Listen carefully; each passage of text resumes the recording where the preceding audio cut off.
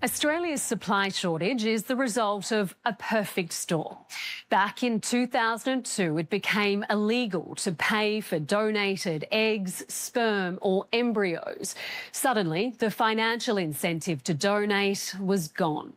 Then anonymous donations were phased out, meaning children, when they turned 18, could find out their donor's identity. That meant numbers plummeted even further. For the few men who are still donating, they face strict caps on the number of families they can help, from 10 in Queensland to 5 in New South Wales. Now that's been applied to overseas donors. The situation's reached crisis point. What has this decision done to the industry? Well, it's devastating. I just can't explain how awful it is to have to sit across the desk from people knowing that we've actually got the ability to treat them simply, easily, reasonably, cost-wise. And we were basically having to say to all of them, we could help you, but now we cannot.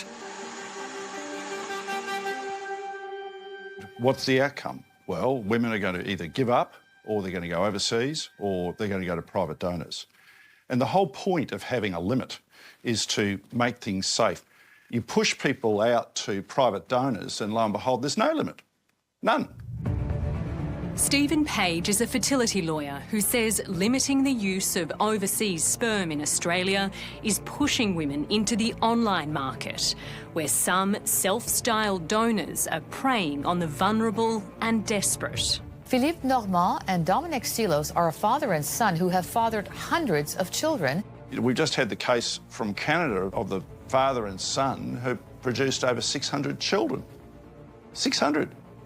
Until a judge said, no, stop. Here's an injunction to stop you from doing it. And that was in Quebec. And the father said, oh, I might move to Ontario and keep going. There are some who you can only say are exploitative, and grubs. And the classic example of that is Joe Donor in the UK. He came out here. He was on a baby-making tour of Australia years ago. You may know me.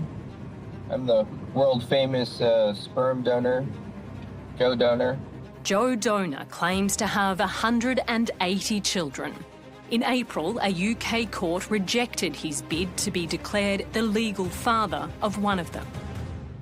When someone's a donor, who is legally the parent? Well, that depends. Did he intend to be a parent or did he intend to be a donor? If he intended to be a parent, then he's a parent. And we still have case law from a long time ago that if he had sex with her, then he's dad. In Australia, one site alone is claiming to produce more than 700 babies every year from unregulated donors. What we do know is that the number of children being born there is about the same as the whole of the IVF industry in Australia with sperm. And yet that site and private donation are unregulated. The lack of regulation means a donor's medical history is often unknown. A major investigation has revealed that a sperm donor who unknowingly harboured a genetic mutation which dramatically raises the risk of cancer Has fathered around 200 offspring. At least 10 children already have cancer.